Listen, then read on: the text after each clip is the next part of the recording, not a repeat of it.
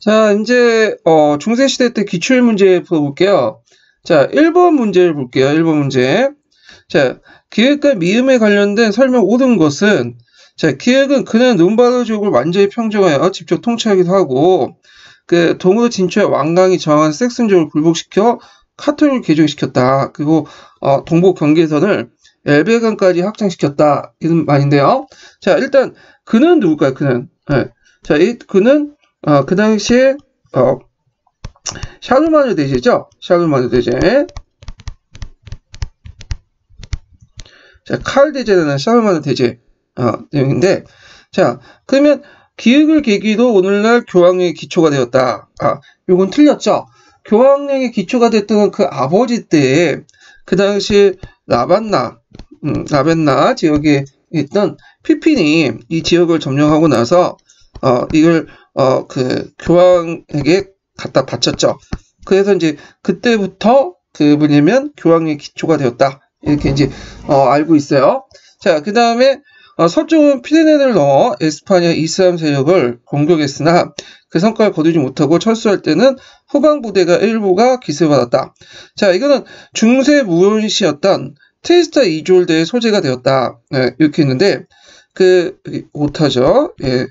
자, 여기는 트리스타 이졸다가 아니죠. 예, 트리스타 이졸다가 아니고, 이거는, 트리스타 이졸다가 아니고, 뭐와 관련된 거죠? 로랑의 노래예요. 로랑의 노래. 그 다음에 이제, 디귿을 보면, 3번을 이제 보면, 정복전적 그의 영토는 제국을 불릴 수 있을 정도로 확대했다. 그래서 그 결과 남이탈리아, 시칠리아를 포함한 과거 서로마 제국의 영토가 대부분 회복됐다. 맞는 것 같지만 일단은 틀려요. 예. 왜 틀리냐? 이 당시 이제 그 남이탈리아와 시칠리아는 그 회복하지 못했어. 예, 그래가지고 그 당시 이제 이 지역은 좀 약간 듣보잡 같은 그 나라지만 어떤 나라가 있었냐면 베네벤트 공국이 있었어요. 베네벤트 공국. 예. 그래갖고, 있고, 그리고 이제, 시칠리아 왕국 같은 게, 시칠리아성 같은 경우에는 이제, 동로마 제국에 속했죠? 예, 그 당시에. 그래갖고, 베네디트 공국이라는 것이 남이탈리아 공국에 있었고, 시칠리아는 그 당시 동로마 제국에 속했던 지역이에요. 그래서 일단 틀렸고요. 그 다음에, 니을은 비잔티움의 황제 미카엘 1세에게 끝내 승인을 받지 못했다. 그래서 전 시간에 제가 이제 얘기한 것처럼 미카엘 1세가 승인했어요? 승인하지 않았어요? 예, 승인해줬죠. 근데 세상에 공짜가 없는 거죠. 이 사람은 이제 황제 칭호를 인정해주는 대신에 베네치아를 포함한 아드리안 연안의 그 지역을 카스텔데리부터 넘겨받게 돼요. 예. 자, 그 다음에 이제 5번을 보면, 자, 미연을 보면 이제 이러한 문화 부흥 정책으로, 그러니까 앞에 얘기한 그가 행했던 궁중학교를 건설하거나 고전이나 라틴어 문법, 논리학 이런 것들은 이제 이런 문화 부흥 운동인데, 이런 문화 부흥을 카로스 르네상스라고 하죠. 아이고 잘 안 쓰지네요. 예.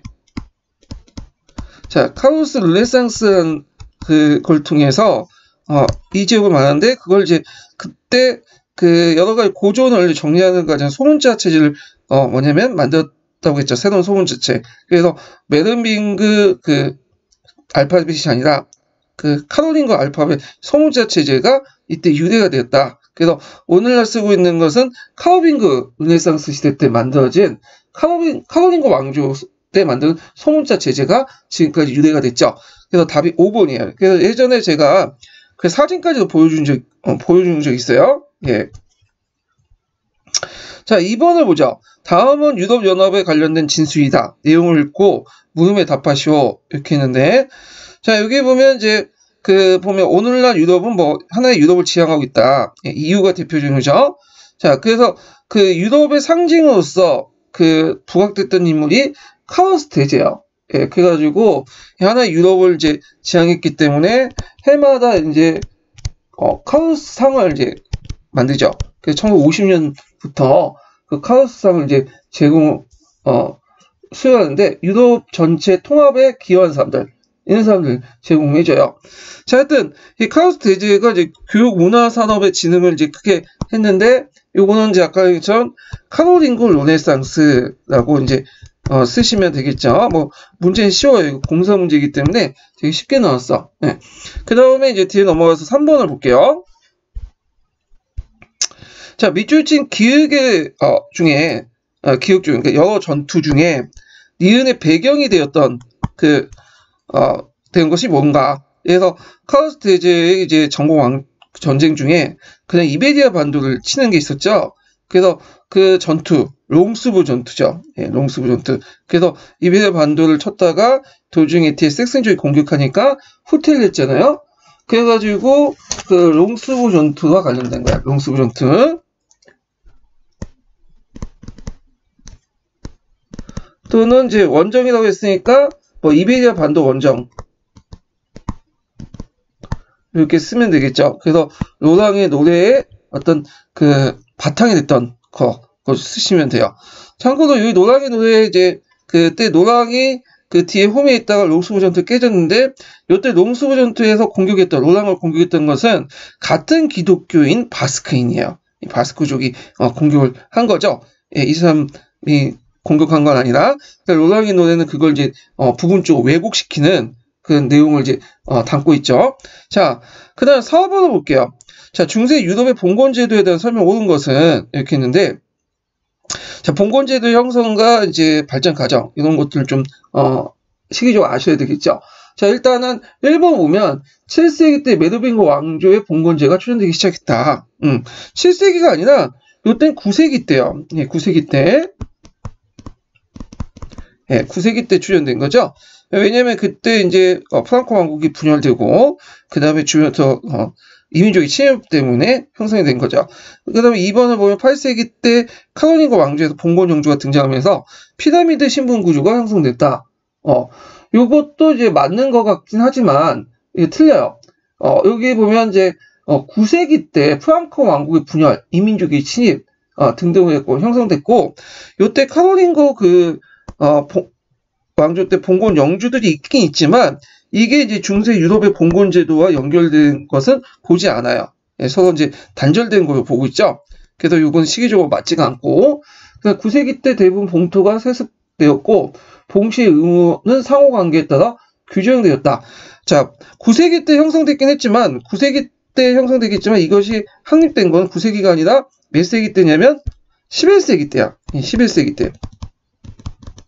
그러니까 이 서유럽을 기준으로 얘기한 거야. 서유럽. 예, 서유럽을 기준으로 해갖고 11세기 때 이렇게 볼 수가 있어요. 그래서 9세기 때 형성돼서 11세기 때 확립됐다. 이렇게 이제 보시면 되겠죠. 예, 그래서 요거는 11세기 얘기가 관련된 내용이고요. 그 다음에 4번을 보면 군사적인 봉사, 조언 등 경제적 부조가 봉신이 주군에게 지는 주대 의무였다. 이건 맞죠? 답이 4번이에요. 예. 그래서 봉건제, 장원제가 언제 형성됐냐? 9세기 때 형성돼가지고 11세기 때 확립된 걸 물어보고 있는 거고, 카로링거 왕조 때 그 봉건 영주들은 비슷한 게 있었지만 9세기 때 형성된 봉건제도의 연결성은 학계에서는 그냥 연결성을 보지 서로 같이 연결성을 보지 같지 않는다. 연결성이 없다고 본다. 이렇게 이제 보시면 될 것 같아요. 자, 그다음 5번을 볼게요. 자, 5번도 이제 봉건제도와 관련된 내용인데요. 서유럽의 중세 봉건제도에 대한 설명이 잘못된 것은, 자, 주군과 봉신 사이의 군신 관계의 상호 이해이 이루어져 종속됐고, 국왕이 자신이 봉신에게 봉토를 내려준 영역에 대해서 통치권을 행사할 수 있었다. 예. 맞죠? 여기까지는요. 그다음 3번은 한 봉신이 죽을 때 그의 후계자는 별도의 신설 없이 기존의 군신 관계를 상속받았다? 아니죠. 신설해야 돼. 아이고, 이게 왜 독하네요. 얘가 민감하네. 신설해야 돼, 신설을. 신설해야지만 그걸 받을 수가 있어요. 이걸 좀 기억을 해두셔야 돼요. 그래갖고 서류상 신설을 하려다가 이게 반발해갖고 이제 승인이 안 돼갖고 프랑스 왕이 승인 못 받았고 일어난 전쟁이 뭐예요? 프랑스 전쟁이죠. 프랑스 전쟁, 100년 전쟁이죠. 100년 전쟁. 예. 그래서 형식적으로도 신설을 해야 된다. 그래서 이런 거와 연결시켜서 좀 보시면 될 것 같고 4번은 당연히 많죠. 그래서 이제 한 명의 봉신이 주군이 다수일 경우에는 최우선의 충성을 바칠 주군을 선정해 서약해야 된다. 이거 맞죠? 그래가지고, 두 명의 경우에 한 명을 선택을 해야 된다라는 걸 좀 같이 기억을 해 두시면 될 것 같아요. 요런 기능도 있네요. 처음 알았어. 예. 자, 그래가지고, 이게 이제 대표적인 게 뭐냐, 솔주베리 선언이잖아요. 솔주베리 선언. 그래서 이제, 배신의 경우에는, 왕의 제후의 신하죠. 배신해도 제후한테 자기의 직속상관에 충성을 하는 게 아니라 누구한테? 왕한테 충성을 해라. 요 내용이잖아요. 자, 그 다음에 6번 보면 서양 중세 봉건 제도는 지배층 상호 간의 관계. 자, 지배층 상호 간의 관계를 근데 자, 지배층의 상호 관계를 이제 이게 뭘까 이거는? 자, 이거는 그 주종 관계죠. 주종 관계. 자, 주종 관계는 쌍무적 계약 관계야. 쌍무적 계약 관계.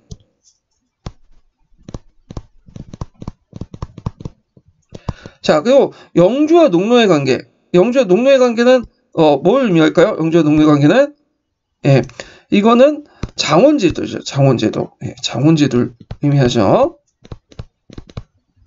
자, 이거 쌍무적 계약 관계는 아니죠. 이건 일방적인 예속 관계죠. 예속 관계다.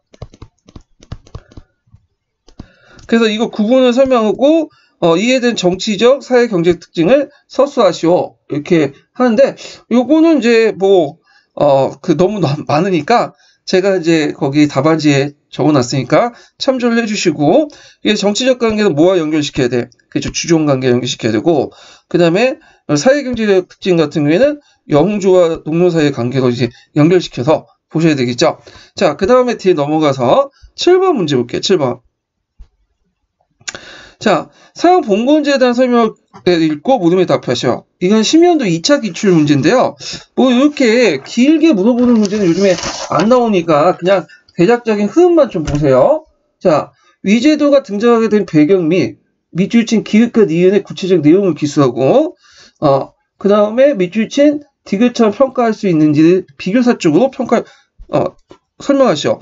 자, 이렇게 문장이 길 때는 이제 끊어 읽어야 돼. 그래서 제가 이제 권장해드리고 싶은 건 뭐냐면 그다음 시험지에 가서 형광펜을 가지고 좀 한번 체크를 하세요. 만약 이런 문제들 나오면 그래가지고 이렇게 체크를 하고 이걸 체크를 이렇게 해서 형광펜을 긋는 것처럼 이렇게 체크를 하시면 상당히 뭐냐면 효과적으로 할 수 있을 것 같아.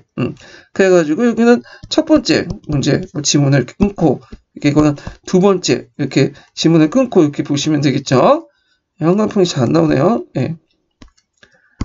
자, 이렇게 그 다음에 요거 보면 세 번째도 있네요. 예. 그래서 이 제도가 영향을 준지 설명시오. 그래가지고 요것도 세 번째. 그럼 지금 물어보는 게 세 문제잖아요. 세 문제. 자, 그래서 이제 이렇게 이제 있는데, 그러면 첫 번째 대답은 뭐냐면, 기획과 니은의 구체적 내용을 기술하시오. 등장의 배경에 밑줄친. 이거는, 주종제도를 얘기하는 거죠. 네, 주종제도. 그래서 주종제도와 관련된 봉건제 등장 배경은, 아까 이민족의 침입, 프랑크 왕국의 분열 등등에서 약한 사람이 힘 있는 사람에게 위탁하면서 형성된 것이 봉건제도예요. 예. 그 다음에 이제 요게 또 나온 두 번째 내용은 이제 뭐냐면 이게 첫 번째 배경이네요. 네 문제가 있네요. 이게 첫 번째고 두 번째고 이게 세 번째, 네 번째네요. 예, 그러면 기획과 니은의 구체적 내용. 기획은 봉신의 의무고 그 다음에 니은은 주군의 의무인데요. 그래서 봉신의 의무는 조력이나 그 다음에 조언, 부조 등등등 이렇게 쭉 쓰시면 되고 주군의 의무 같은 경우에는 이제 땅을 주고 이런 것들 쌍무적 계약관계 이렇게 쓰면 되겠죠. 그 다음에 세 번째 질문이 뭐야? 디귿처럼 평가할 수 있는 이유를 비교사적 관점에 쓰시오. 요 비교사적 관점이니까 뭘 쓰겠어요? 그렇지, 우리가 이제 알고 있는 이런 걸 쓰시면 되겠죠. 그 당시 유로의 봉신이 참으로 독특한 특징이니까 비교면 상대방이 있어야 되겠죠. 그래가지고, 일본의 에도 시대 때 봉건제, 그다음 중국의 준화 시대 때 봉건제, 요걸 쓰시면 되겠죠. 그래서 일본 에도 시대 때 봉건제를, 우리가 중앙집권적 봉건제 이렇게 얘기하고, 자, 중국의 주나라 때 봉건제도를 우리가 종법을 봤던 현원 중심의 봉건제 이렇게 쓰시면 되겠죠. 그래서 이렇게 차이점을 쓰시면 되고, 비교다는 거니까 공통점도 있겠죠. 예, 공통점이 뭐겠어요? 지방 분권적인 성격을 갖고 있다. 물론 이제 에도 시대 때 중앙집권적 봉건제는 상대적으로 볼 때는 중앙이지만 공통적으로 볼 때는 중앙집권화 국가들 비교할 때는 지방 분권적 성격을 갖고 있죠. 예, 이런 것들 이제 같이 쓰시면 될 것 같고요. 자, 그 다음에 또 마지막 부분은 이 제도가 서양 정치문화 형성에 그 어떤 영향을 줬는지 논하시오. 이건 문제는 나오진 않을 것 같은데 제가 이제 써놓긴 했는데, 서양 같은 경우에는 이제 이런 그 봉건제에 오랫동안 통치를 받았기 때문에 지방 문화가 발달돼. 지방 어떤 자치. 그래갖고 지방 문화나 지방 자치 문화가 되게 발달돼 있어요. 예를 들어갖고 뭐 독일 같은 경우에는 우리는 하나의 교육과정 가지고 실시를 하잖아요. 근데 독일 같은 경우에는 각 도의 그 주회죠. 독일 같은 경우에 각 주의 그 교육과정이 다 달라. 그래갖고 이게 좀 다른 모습이 되게, 지방자치가 상당히 다른 모습을 띠고 있다. 근데 우리 같은 경우에 중앙집권 국가였기 때문에 이런 모습들이 없죠. 그래서 정치 문화 같은 경우에는 이제 뒤에 지방자치와 연결돼 갖고 쓰시면 될 것 같아요. 그래서 이제 이 부와 관련돼 갖고 제가 그 서양사 거기 3편의 기출 분석 내용에 적어놨으니까 참고를 해두시고요. 자, 그 다음에 이제 7-2번 같은 경우에는 요거는 역교동과 관련된 내용 성정의 원리. 그래가지고 요거는 좀 뒤에 역교동 관련돼서 이제 좀 할 것 같은데, 이번 연도에 뭐 역교동 안 하니까 잠깐만 언급할게요. 자, 여기 역사교육의 내용 성정 원리는 뭘 얘기하겠어요? 이거는 학습자 측면, 학문적 측면, 예, 그 다음 사회적 측면, 이렇게 세 가지가 있죠. 학문적, 사회적, 학습자. 예. 그리고 이 학습자 측면에서 우리가 이제 알고 있는 뭐 도구적 중요성, 그 다음에 본질적 중요성, 과거의 가치, 현재 가치 등등등. 요런 것들 다 쓰셔가지고, 쓰시면 돼요. 예. 그 다음에 이제, 비교사적 설명을 김교사가 선택할 때 비교학습의 특징과, 지도상의 유의점을 쓰시오. 비교학습 하면 특징 나오면 항상 얘기하는 공통점과 차이점을 밝히는 거죠. 그 다음에 이제 지도상의 유의점 같은 경우에는 이것도 이제 우리가 흔히 쓰는 거 있죠. 뭐 우열을 가리서는 안 되고, 비교의 범주를 명확히 해야 되고, 선호 관계를 하지 말고, 비교를 해야 되고, 다양한 기준 평가를 가지고 접근해야 된다. 뭐 이런 내용들 쭉 쓰시면 될 것 같아요. 그래서 비교학습을 할 때 어떤 점을 고려할 건가? 이거 유의점 쓰는 거는 예전에 자주 나왔던 문제니까 이걸 이제 쓰시면 될 것 같고요. 자, 그 다음에 뒤에 넘어가서 8번을 볼게요. 이 가계도가 쭉 나왔는데, 자, 보면 다음은 중세 봉건왕조의 가계도이다. 가왕조의 이름을 쓰고 나의 왕이 행할 결혼사의 특이점과 목적을 쓰시오. 그리고 이제 그 가계도 분석을 근거로 프랑스가 14세기 초에 강력한 왕권을 수립할 수 있던 이유를 한 줄에 쓰시오. 이렇게 있는데, 일단은 이제 여기 가 같은 경우에는 그 왕조가 어떤 왕조냐면 그 카페 왕조예요. 카페 왕조. 카페 왕조예요. 그래서 첫 번째 왕이 이제 카페 왕조에서 어떤 유국 카페가 있죠. 원래 유국 카페. 그리고 그 두 번째 왕은 로베르 2세라고 하고, 그 다음 세 번째 앙리 2세, 필립 1세 쭉 나가는데, 여기에서 이제 좀 눈여볼 게 왕이 이쪽이 누이 6세고요. 아이고. 예, 이게 누이 6세고, 1660년에 집권했던 왕이, 예, 누이 6세고, 그 다음에 이제, 이게 누이 6세가 아니라, 잠깐만요. 그 앞에 왕이 누이 6세네요. 말 잘못했어요. 이게 이제 누이 6세가 아니라, 여기가 누이 6세 같아요. 예, 누이 6세고, 그 다음에 나의 왕이 누이 7세죠. 누이 7세. 그래서 이제 이 누이 6세는 이제 그 자기 아들 누이 7세를 누구하고 결혼시켰냐면, 첫 번째 이제 그 여자하고 결혼시켰는데 3명이 있었어요. 이게 이 사람이.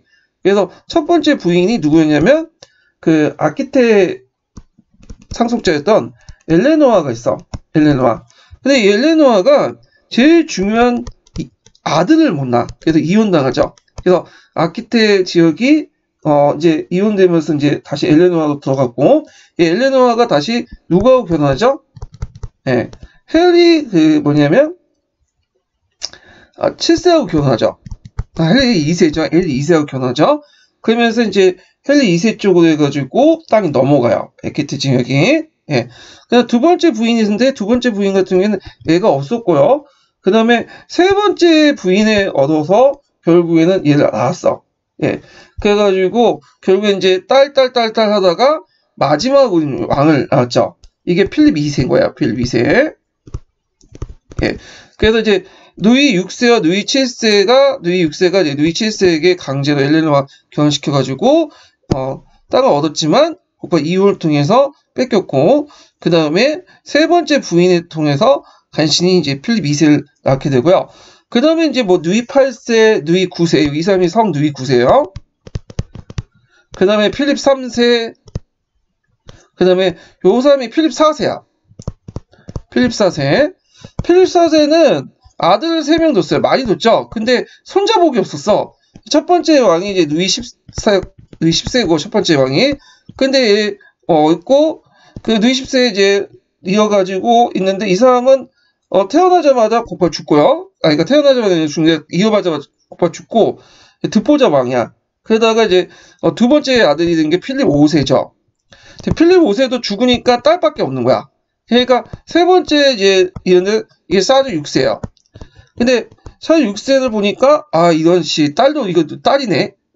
그러니까 사르 6세가 주니까 이제 직계가 없는 거죠. 다 끊어졌으니까 손잡이 없었어. 하여튼 필립 4세는 그래서 아들 3명이 있었지만 결국에 사르 6세까지 마지막 세 번째까지 있었는데, 자 하여튼 그리고 마지막 딸이 누구냐면 이사벨라죠. 이사벨라.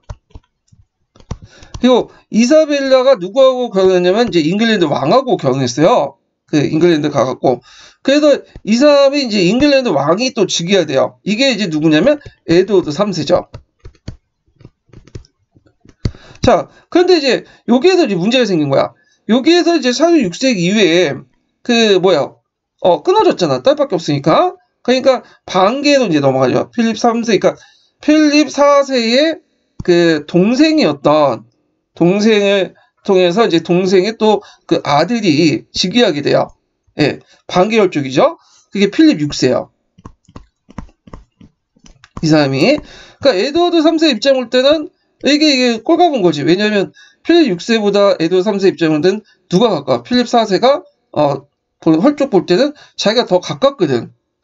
그러니까 이제 이게 대해서 이제 내가 왕이 되겠다 하면서 시비를 걸게 되고, 이 필립 6세가 반발해가지고 결국에는 무시해버리고 자기가 왕이 됐죠. 거기에다가 이제 에드워드 3세가 형식상 필립 6세에 뭐예요? 신하죠. 그 당시 이제 그 아키테 지방이라든지 지방들을 가지고 있었잖아요. 제후로서. 그러니까 이제 필립 6세에게 충성 서약을 해야 되는데, 충성 서약을 가서 직접 해야 되는데 가진 않고 문서상으로 대처를 해버린 거야. 그러니까 이제 필립 6세가 이거는 나한테 신설을 안 했으니까 이제는 너 나의 의무를 지지 않았다. 의무를 다하지 못했다. 당연히 너가 가지고 있는 땅은 우리 거다 하면서 이제 아키테 지역을 이제 보르드 지역 같은 지역을 자기가 다 먹겠다 하니까 에드워드 3세가 가만히 있겠어요? 당연히 아니죠.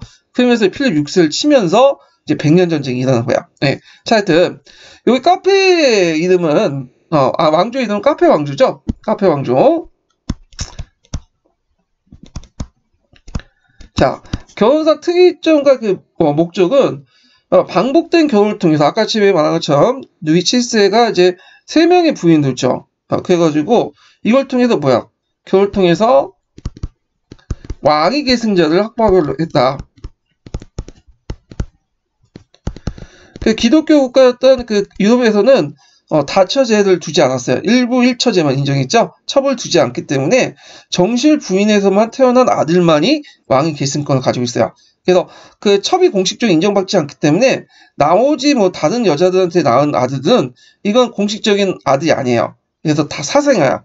그래서 어떻게든 이 당시 그 정실 부인에게 자식을 얻으려고 했고, 운이 좋게도 이 카페 왕조는 여기 보시면 알겠지만 아들을 계속 이었어요. 예, 아들 생산이 됐죠. 예, 그래서 이제 왕위가 계속 계승이 됐다는 거 이렇게 좀 기억을 해두시면 될 것 같아요. 그리고 이제 이런 겨울을 통해서 또 뭘 얻느냐? 왕위 계승도 하겠지만 또 뭐냐? 영토죠. 영토 획득도 있어요. 그래서 여기 엘레노아처럼 에키테 영지 같은 경우에 엘레노아 영지죠. 여자가 통치할 수는 없지만 상속은 받을 수 있고요. 통치는 누가 하냐면 그 남자들이 그러니까 그 자식 남편들이 하죠. 그래서 결혼을 통해서 영지 확보도 그런 목적도 있어요. 예, 그리고 있고 그다음에 이제 이 가계도를 분석을 통해서 14세기 초에 강력과 왕권을 수입할 수 있는 이유를 쓰시오. 뭐 여러 가지가 있겠지만 일단 가계도에서 보면 왕위가 세습되고 그래서 왕위가 세습될 수 있었고 그러니까 왕위를 계승하는 후손이 계속 이어졌다는 거야. 이렇게 해서 이걸 쓰시면 될 것 같아요. 자, 그 외에도 뭐 정치적 안정을 바라는 교황의 지지도 있었고 봉건적 이론에 따르면 왕이 있어야 되겠죠. 그러다 보니까 대제후들이 좀 힘이 약한 카페 왕조를 왕으로 내세웠다는 그런 것도 있어요. 근데 요 가계도 측면에서 볼 때는 요걸 쓰시면 될 것 같아요. 왕위 세습이 안정됐고 왕위를 계승한 후손이 계속 이었다. 그래서 처음에는 카페 왕조가 약한 왕조였다가 나중에는 점점 강해지죠.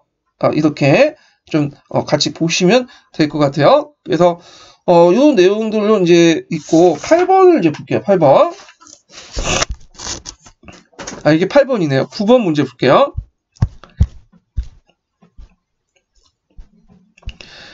자, 다음 글을 읽고 물음에 답하시오. 좀 빨리빨리 진행할게요. 자, 여기 보면 영국의 이제 사법개혁관자는 보통법 형성하고, 그 다음에 헨리 2세 개혁, 그런 것들을 얘기하고 있는데, 자, 9-1번 보면 두 사람이 무엇을 두고 대립해왔나? 그 구체적인 내용을 쓰시오. 자, 헨리 2세하고 캔터버리 대주교 토마스 베케는 서로 친구 관계였죠. 자, 그래서 이제 서로 대립했던 것은 뭐냐면 원래 헨리 2세가 이제 왕실 재판권을 확대했고 그 과정에서 종교 재판권을 이제 억누르려고 했죠. 그런데 이제 그래서 이제 자기 친구였던 토마스 베켄을 캔터베리 대주교로 임명을 했고, 근데 캔터베리 대주교 임명했던 토마스 베켄이 자기 말대로 따라주지 않았어. 결국에는 이제 이것 때문에 대입됐고, 결국에는 헨리 2세의 부하가 토마스 베켄을 죽였죠. 왕실 재판권과 종교 재판의 대립 이렇게 쓰시면 될 것 같고요. 그 다음에 비의 결과에 발표한 대헌정의 기본적 성격을 쓰시오. 자, 이거는 봉건귀족 때 특권적 권리를 확인하는 봉건문서였다. 이렇게 쓰시면 될 것 같아요. 그래서 이 키워드는 봉건문서야. 봉건문서.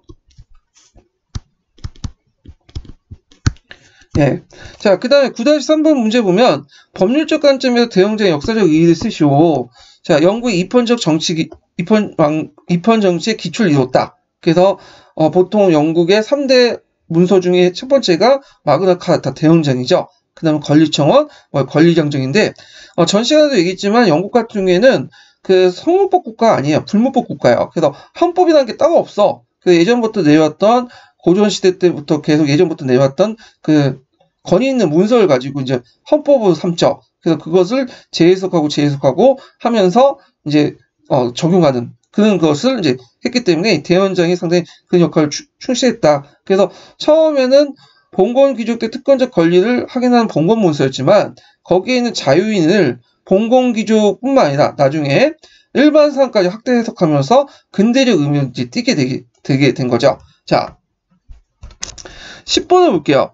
다음은 이제 영국과 프랑스 사이에 일어난 전쟁을 대한 자료다.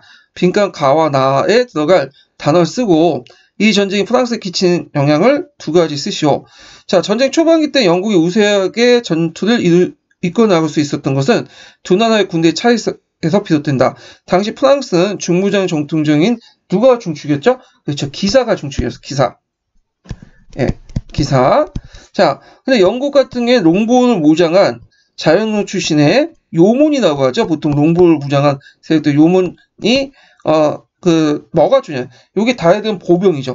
보병이 중심이었어요. 자, 그래서 이제 그들은 이들이 지닌 장공은 제대할보다 두세 배 더 멀리 나갔을 뿐아니라 프랑스의 기사들이 있는 갑옷 가지고 꿰뚫을 정도였다. 그래서 거기에 맞으면 죽진 않더라도 넘어지잖아요. 그러니까 그 뒤에 있었던 이제 보병들이 달려들어서 도끼나 창을 들고 이제 툭을 연 다음에 그 머리를 치고 그래서 뭐냐면 그 기사를 죽였죠. 그래서 초창기 때 뭐 우리가 이제 알고 있는 크래시 전투라든지 이런 전투에서 매번 패했던 거야. 자, 그 다음에 100년 전쟁에 미친 영향. 이 전쟁이 100년 전쟁이죠. 이 전쟁이. 자, 영향을 쓰면 이제 프랑스 안에 있는 영국력을 대부분 회복을 할 거야. 까레를 제외하고는 다 회복했죠. 그리고 영국과 미국, 프랑스는 각각 이제 그 전쟁 과정에 민족의식이 형성되고 중앙집권 토대를 마련했다. 이렇게 쓰시면 될 것 같아요. 자, 그 다음에 이제 11번 문제 볼게요. 자, 다음 글은 빈칸 가와 나를 채우고 나의 협약 내용을 쓰시오. 이렇게 있거든요. 요거는 하인 사세가 그레고니 7세 이제 대립 과정을 이제 다룬 건데, 카노사의 굴욕과 뭐 선인권 투쟁 요 관련된 내용이죠. 자, 일단은 하인 사세가 이제 카노사 굴욕에서 모욕을 당한 후에 그 다음에 이제 다시 자기 세력을 이제 정비한 다음에 노마로 진군을 하게 돼요. 그래서 이제 그 도망가게 되는데 교황이 그때 누가 이제 그 비유를 하냐, 노르만 족들이 비유를 하죠. 노르만족들이. 자, 그래서 이제 있는데 요때 이제 노르만족들을 비유받은 건 그레고리 7세인데, 예, 이 그레고리 7세 자체가 노르만족들이에요. 노르만 출신이에요. 예, 그 후에 이제 황제권하고 황제와 교황이 서인권 투쟁을 해서 결국엔 독일에서는 그 1122년에 무슨 협약을 맺게 돼요? 그렇죠. 보름스 협약을 맺게 돼요. 자, 뭐 보름스 협약의 내용은 주교 임명권 교회가 갖고 봉토를 가진 주교는 국왕의 봉신이 된다. 이런 내용이죠.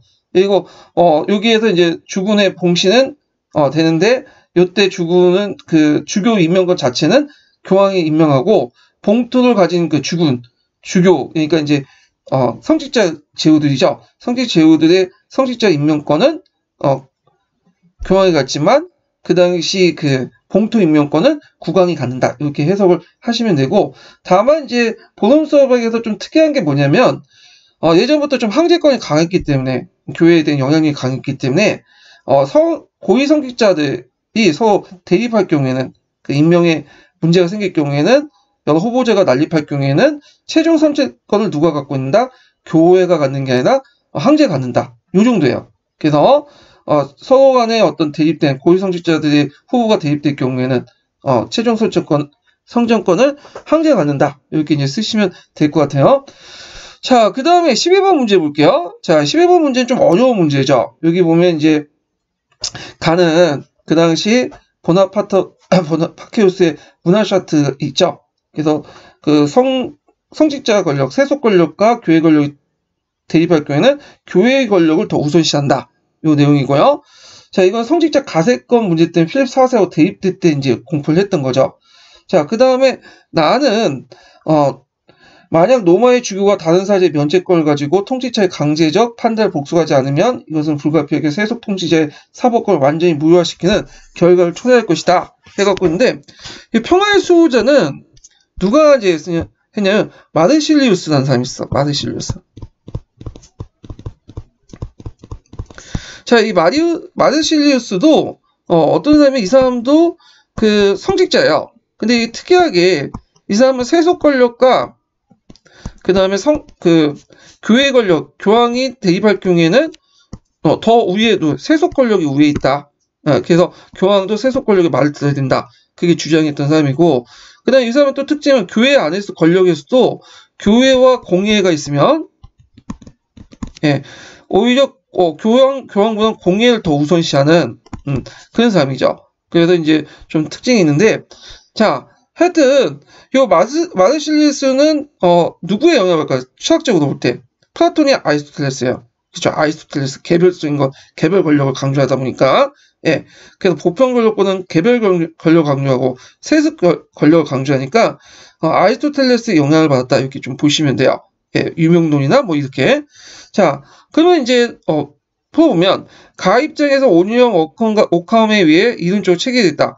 자, 이건 아니죠. 오컴은 유명론자이기 때문에 일단 교회가 뭐 간섭하고 이런 거 별로 안 좋아해. 그래서 이제 철학하고 그 당시 신학은 분리를 주장했죠. 신학과 이성의 분리. 그래서 요거는 체계됐다는 게 말이 안 된다. 예. 그래서 이 사람들은 이제 주로 이제 플라톤의 뭐 실제론이나 뭐 스콜라 철학 뭐 이렇게 연결시켜서 보셔야 되는데 5,는 상관이 없어요. 이 사람하고는. 자, 가해 반포로 인해서 가열된 고속투쟁의 결과 교환권의 성장이 가속화됐다. 이건 아니죠. 그래서 교환권의 성장이 이제 뭐냐면 교환권이 하락했다. 이렇게 보시면 돼요. 아마 이제 뒤에 이제 그 뭐냐면 11세기 때 그 전에 이제 11세기 때죠. 예, 카노사의 굴욕을 얘기하는 건데 그건 아니고요. 요거는 앞에 언급한 것처럼 그 뒤에 필립 4세 때 공포된 거야. 그래서 이 사건을 계기해 갖고 필립 4세가 노가열시켜가지고 보나파키우스를 가두게 되죠. 그 교환권을 약화시켜준 그런 계기가 돼요. 자, 나의 주장은 15세기 때 활발하게 전개된 공예주의의 이론적 토대였죠. 맞죠? 예, 공예주의. 그래서 아까 했던 그 마르실리우스는 교환권과 공예가 대립될 경우에는 공예에 더 우선을 줬다. 그 공예의 절대권을 강조했던 사람이죠. 자, 그냥 나의 주장에 대응해서 보니파키우스 8세는 신정정치에 강조하는 교수를 발표했다. 이건 아니에요. 왜냐면 시기적으로 보니파키우스 8세보다 요 마르실리우스가 좀 뒤에 있던 사람이야. 그래서 요거는 물론 동시에 있었으면 부닥쳤겠지만 실제적으로 뒤에 있었던 후계 사람이기 때문에 서로 부닥칠 리가 없었죠. 자, 그 다음에 가해 주장 아리스토텔레스의 사상을, 나의 주장은 아우구스티누스의 사상을 각각 그 철학적 기초로 삼았다.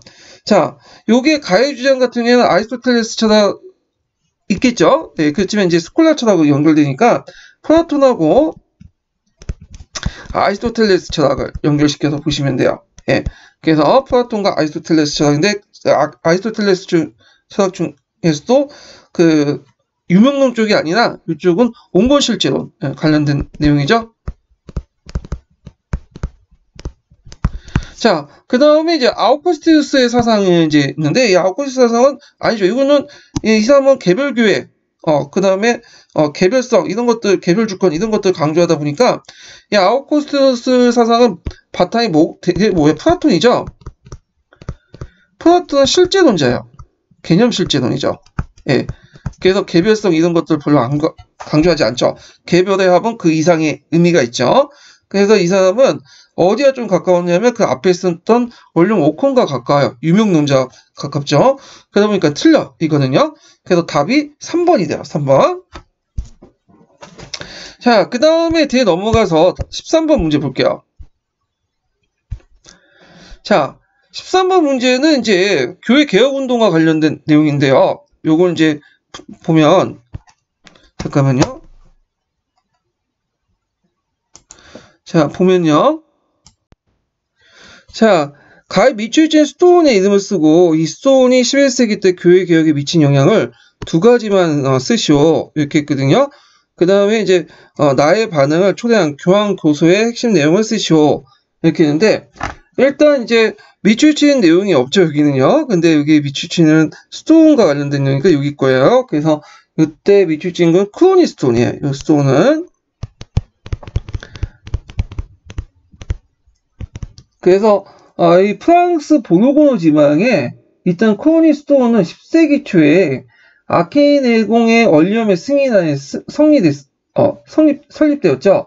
그래서 이 크로니 스톤의 고단 승인장 안에는 본권적인 어떤 토지 보유 금지라든지 스톤장의 어떤 선거권자들 스톤사를 명시하고요. 예, 위에서 낙하산을 이렇게 꼽지 말고 그 뭐냐면 스톤사들이 이제 알아서 뽑는 그런 거죠. 그다음 교회 성직자의 간섭 배제 등의 개혁적인 내용을 담고 있어요. 그래서 예전에 스톤들은 귀족들이 자기 재산을 내가지고 그 대가로서 자기 사람을 이제 스톤장으로 삼았거든요.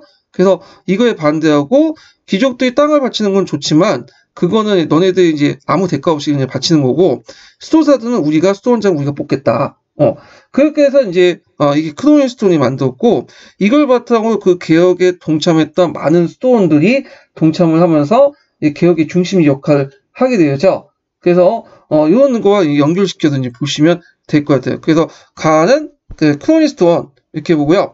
자, 이 스톤이 11세기 때 교회 개혁에 미친 영향 두 가지 쓰시고, 자, 일단 뭐 네오 9세 등 개혁 교황들이 그 등장해서 성직자와 혼인과 성직 매매 금지, 추기경 임명권을 장악할 것. 물론 이제 네오 9세 같은 경우에는 크로니 스톤의 출신자는 아니에요. 예. 그래갖고 이제 여기 내용을 보면 그 코리스톤 출신자로 되어 있는데 좀 약간 잘못된 거 제가 잘못 썼는데 레오 9세는 엄밀히면 노팅햄계의 뭐냐면 그 중심으로 해서 스톤 운동이 있었거든요. 그 중심 출신자예요. 그렇지만 이제 일단 코리스톤에서도 그 노팅햄계 개혁 운동이 코리스톤에 영향을 받았기 때문에 이제 제가 여기 답을 쓴 거고. 자, 그래서 일단 레오 9세 등 개혁 교황들이 성직자 혼인과 성직 매매 금지, 초기 임명권을 장악을 했고, 그 다음에 이제 그 교황이 유럽 내에 이제 뭐냐면 입법권과, 이때 입법권 교회 입법권이죠. 사법권을 장악해서 영도적 지위를 항의했다. 이렇게 개혁 교황 출신자들이 이렇게 개혁 스톤 같은 개혁 스톤 출신자들이 많이 나왔고, 개혁 교황들이 스톤 안에서, 그리고 이들이 개혁을 통해서 이렇게 유럽 내에서 교황이 입법권, 사법권을 장악할 때 큰 역할을 하고 교회 내에 성직 매매 금지 등등을 이제 척결했다. 이렇게 이제 보시면 될 것 같아요. 자, 그 다음에 여기 보면 나의 반응을 초래한 교황 고소의 핵심을 내용을 쓰시오. 자, 그대는 신이 부여한 황제권을 탈취하는 로는 만영을 부렸다. 나아가 그대가 마치 우리가 그대에게서 황제권을 받은 것처럼 그리고 황제권은 신의 뜻이 아니라 그대의 손에서 나온 것처럼 감히 호도하고 있다. 그리스도는 그대가 아니라 나에게 영적 지배권을 부여했다. 그대는 내가 제의를 허락한 신을 두려워하지 않는구나. 나 하인은 모든 주교와 함께 그대에게 엄숙히 명한다. 태의하라. 근데 일단은 여기에서 이제 나는 누구였어요? 나는 하인리 4세죠. 자, 하인리 4세는 그 앞에 썼던 그 크로니스톤의 출신의 개혁 교황이죠. 레오 9세와 함께. 예. 그래가지고 이제 하인리 4세고, 그다음 너는 누구겠어요? 여기에서 황제는 이때 황제는 하인리 4세가 대입했던 그레고리 7세야. 그레고리 7세. 자, 그러면 이 칙령이 왜 나왔냐? 그걸 이제 좀 보면, 이때 이제 그레고리 7세하고 하인리 4세는 그 서인권 문제를 가지고 뭐냐면 대립을 하고 있었어요. 그래갖고, 그 당시 하인리 4세가, 그 서인권 문제를 대립하고 있으니까, 그레고리 7세가, 먼저 이제 그레고리 7세가 죽을 선출해서 하인리 4세에게, 더 간섭하지 마라. 하인리 4세가 간섭하지 마라. 서한을 보냈고, 그 다음에 동시에 주교와 수도원장은 세속군주로부터 서임을 받지 못하도록 이렇게 조치를 취했다. 더 나아가서 이제 뭐냐면, 그리고 실세가 그 교황권에 관한 규정을 마련해요. 이게 교황권의 규정을 마련하는데, 그래서 이제 교황에게 황제를 폐할 수 있는 권한이 있다. 왜? 교황은 베드로의 어떤 후계자고, 베드로는 예수님의 제자잖아요. 그러니까 예수님이 베드로를 거쳐서 교회에게 그 황제권을 폐할 수 있는 권한을 줬다. 그래서 황제도 일종의 자기를 따르는 양에 불과하고 나는 목자다. 그러니까 목자가 양을 죽일 수도 있고 살릴 수도 있지 않냐. 뭐 이런 논리야. 자, 그러니까 이제 이에 대해서 처음에 이제 하인리 4세는 국내 반란 때문에 이제 교황의 조치를 좀 수용한 척 하다가 반란이 진압되니까 그 당시 이제 다시 돌아서서 교황과 황제가 갈등이 심화돼요. 또 이제 그 교황은 또 한 번 황제에게 뭐냐면 폐위를 시키게 또 공포를 하고 또 황제가 또 그러니까 먼저 교황이 파문시키겠다고 하고 황제도 이제 교황을 폐위시키겠다고 뭐 하면서 서로 싸우게 되는 거죠. 자, 그러면서 이제 뭐냐면 이렇게 갈등이 있었다. 그래서 요거는 이제 뭐와 관련된 내용이냐면 그 당시 그 교황권에 관한 규정 관련된 내용이니까 이거. 그러면 여기에 교황조서의 핵심 내용은 뭐냐? 교황에게 황제를 폐위시킨 권한이 있다. 그거예요. 예, 목자설에 의해서 아까 얘기했죠. 교황은 베드로의 후계자고 베드로는 예수님의 제자이기 때문에 예수님이 양들 일반 민들을 뭐냐면 이렇게 이끄는 목자처럼 교황도 일반민들도 이끄는 어떤 능력을 예수님한테 부여받았다. 그리고 그 당시 황제도 일반 양들이기 때문에 일반 신도이기 때문에 당연히 그 사람을 파문에 처할 수 있고 폐위시킬 수 있다. 뭐 이런 식의 논리를 이제 피게 되는 거죠. 예, 이런 것도 이제 같이 기억을 해두시면 될 것 같고요. 자, 14번 문제 볼게요. 14번 문제. 자, 그 다음에 여기 보면 기역, 니은, 디귿의 명칭을 쓰고 니은의 그 가능한 정책을 한가지 쓰시오. 이렇게 했거든요. 자, 이거 내용은 이제 19년 기출문제 내용인데, 이거는 좀 약간, 예전에 한번, 재작년에 나왔던 문제죠. 자, 일단은 기역은 누구냐 하면 크로비스예요. 크로비스. 예, 크로비스. 그래서 이제 크로비스가 이제 뭘 받아들인 거죠? 정통 카톨릭을 받아들인 거죠. 아타나시우스 파들. 그와 관련된 내용이고, 그 다음에 이제 크로비스의 정복활동 관련된 내용이 있고, 그 다음에 이제 포아티에서 조금 떨어진 부위의 평원에서 알라리온과 이제 군대 조를 하게 되죠. 서고트족이었던 알라리온과 조를 하게 되고, 이 전투에서 이제 패하고, 서고트족을 패하고 아들이었던 알마니는 어디로 도망갔냐면 이베리아 반도로 도망가요. 예, 그래서 여기는 이베리아 그리고 스페인 이렇게 보시면 되겠죠. 그래서 여기 도망가서 그 당시 뭘 세우죠? 서고트 왕국을 세우죠. 예, 그 다음에 나는 디귿은 누구냐면 이건 테오도리.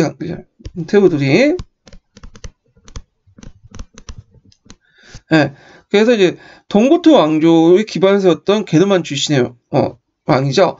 이 사람은 이제 어릴 때 10년 동안 콘스탄티노플에 머물렀어요. 그래갖고 그 로마 문화에 좀 친숙해 교육을 또 받고, 그래서 일단 이 테오도리는 그 이탈리아를 통치하면서 그 당시 군사만 자기가 장악하고 행정이나 행정은 종래 로마 관리에 위탁을 해요. 그래서 이렇게 통치를 했다. 그래서 이제 우리가 알고 있는 크로비스, 테오도리, 유스티누스 황제 이 세 명이 동시대에 있었던 왕조예요. 왕이었죠. 그래서 이렇게 연결시켜서 이제 좀 같이 보시면 될 것 같아요. 자세한 내용은 제가 이제 기출문제 분석에 적어놨으니까 파악을 해두시고요. 자, 그 다음에 이제 15번 문제 볼게요. 15번에 중세 문화로 넘어가네요. 예, 중세 문화. 자, 다음 자료 읽고 물음에 답하시오.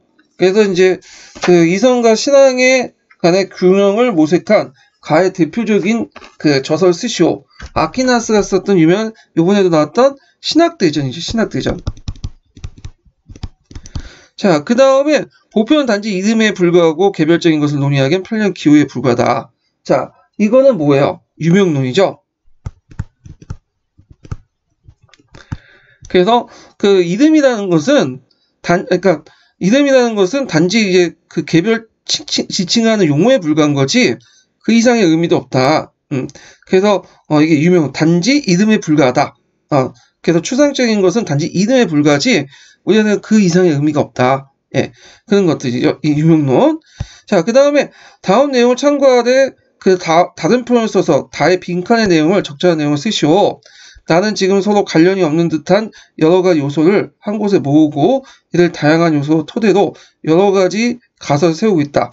자, 이 가설 중에 너에게 너에게 밝히 민망할 정도 터무니없는 것이다. 자, 요 내용을 참고하되 다음 내용을 참고하되 다른 표현을 다의 빈칸을 쓰고 있죠. 여기 다의 빈칸. 여기에 들어갈 것은 개별적인 사실이에요. 개별적인 사실. 자, 그래서 오콘 같은 경우에는 유명론자죠. 유명론에서 철저한 유명론자다. 그 유명론자고, 오콘의 명도날처럼, 뭐냐면, 면도를 해서 살을 드러내는 것처럼, 우리의 편견을, 면도를 해가지고, 있는 그대로의 개별적인 사실을 봐라. 이걸 이제 강조했던 사람이야. 그래서 요거는 문제가 좀 약간 어려워. 어렵지만, 일단은, 개별적인 사실과 관련된 내용들을, 여기, 그, 장미의 이름, 소설책 이름이죠. 예, 요거 이제 빗대가지고 문제를 낸 것 같아요. 이 장미의 이름은 옴베르토 에코의 소설책 이름이야. 그래서 12세기 때 이탈리아 수도원에 일어난 그 연속 살인사건을 소재로 하고 있어요. 그래서 그 당시 주인공 살인사건을 추적하는 과정 속에서 여러 가지 추론을 하기 시작하고 그 추론 과정이 개별적인 사실에 대한 관찰과 분석을 토대했다. 어떤 뭐 신의 의지라든지 어떤 이런 것을 통해서 하는 게 아니라 있는 그대로 관찰하고 분석해서 범인을 잡아내는 그런 과정들을 그린 소설책 이름이죠. 예. 자, 그 다음에 이제 넘어가서 3번을 볼게요. 중세 스콜라 철학에 대한 설명 옳은 것은 플라톤 사상과 스토아 철학을 계승하여 발전시켰다. 예, 그 맞을까요, 틀릴까요? 중세 스콜라 철학은 플라톤 사상과 그 당시 스토아 철학, 철학을 계승하여 발전시켜 틀렸죠. 플라톤 철학은 교부 철학하고 연결됐죠. 예. 그리고 요 스토아 철학은 이제 뭐냐면 이건 아니라 아리스토텔레스 철학이죠. 그래서 플라톤 사상이 이제 바탕 교부 철학과 그 다음에 아리스토텔레스 철학을 접목시키면서 발전됐죠. 그 과정에서 보편 논쟁이 일어났고요. 자, 유명론과 실제론과 유명론의 논쟁은 종교계로 일어났다. 이건 아니죠. 이건 무슨 논쟁이 일어난 거죠? 그렇죠. 보편 논쟁이 일어났어. 보편 논쟁. 그냥 토마스 아퀴나스는 신학대전에서 이성과 신앙의 분리를 주장했다? 그건 아니죠. 조화를 주장했죠. 예. 그래갖고 요거는 틀렸고요. 자, 그 다음 교회의 교리철학으로서 중세의 종합적 세계관을 할 수 있다. 예, 맞죠. 그래서 이성과 신앙의 조화를 강조하면서 종합적 세계관을 표현했다. 예, 답이 4번이에요. 자, 3번을 보면 보기에 중세 철학에 대한 설명 중에 옳은 것을 고른 것은 이렇게 했는데, 자, 아우구스티누스는 신앙과 이성을 조화시키는 입장에서 신, 인간, 우주의 관계를 설명했다. 아니죠. 이거는 토마스 아퀴나스죠. 오히려 아우구스티누스는 신앙과 이성보다는 뭐를 강조했어요? 신앙을 강조했죠. 신의 의지. 그래서 신의 의지에 따라서 인간의 의지는 예속화된다. 그래서 인간의 의지가 예속화되면서 인간은 신의 의지에 끌려다녀야 된다. 그래서 뭐 예정서 같은 것들 주장하고 그랬잖아요. 요번에 이제 한번 시험 문제 나왔던 게 그건데, 토마스 아퀴나스는 신학대전을 저수하여 스콜라 철학을 집대성했다. 예, 맞죠? 자, 그 다음에 스코토스, 오코마가 함께 유명론자죠. 그래서 신앙과 이성을 분리하여 스콜라 철학의 토대를 뒤흔들어 놨다. 맞죠? 자, 로저 베이컨은 이제 개별적인 사실을 바탕으로 자연과학적 방법론을 강조했던 거죠. 그래서 로저 베이컨은 이성에 대한 인식을 강조하면서 자연 이해하려고 했다. 예, 맞죠? 그래서 답은 니은, 디귿, 니은이니까 답이 4번이 되겠죠. 4번을 볼게요. 이건 시기와 이제 관련된 건데, 중세 문화적 형성과 관련된 시기를 이제 관련돼서 파악해서 써야 되는데, 자, 다음 같은 문화적 형성이 일어났던 무력에 나타날 수 있던 모습으로 가장 적절한 것은, 자, 여기에서 이제 쭉 나와서 신의 존재 증명과 보편 개념 구명인데, 이 아벨라논이라는 사람 있죠. 전에 이제 얘기한 것처럼 이 아벨라논은 토마스 아퀴나스에 영향을 줬다고 했어요. 그래서 번쩍번쩍 방법론이나 이런 것들에. 그래서 아벨라논이 쓴 유명한 책이 있죠. 긍정과 부정, 이것도 외워두셔야겠죠. 그래서 번짐법적 진리탐구를 추구했다.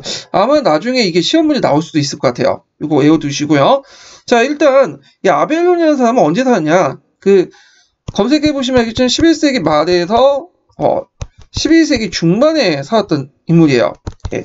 그 다음에 이제 두 번째 문장을 보면, 남프랑스의 프로방스 지방의 낭만적인 사랑을 주제로 삼아 토속어, 그 지역의 토착어죠. 라틴어가 아닌 언어로 시를 짓고 노래하는 트로방드르라는 서정 시인들 무리가 있었죠. 예, 음유 시인들, 이런 무리가 있었죠. 그 다음에 이들은 영향을 받아 독일의 사랑을 노래하는 서정 시인, 미네칭거라고 하죠. 무리 이름이에요. 자, 이런 사람들이 출연했다.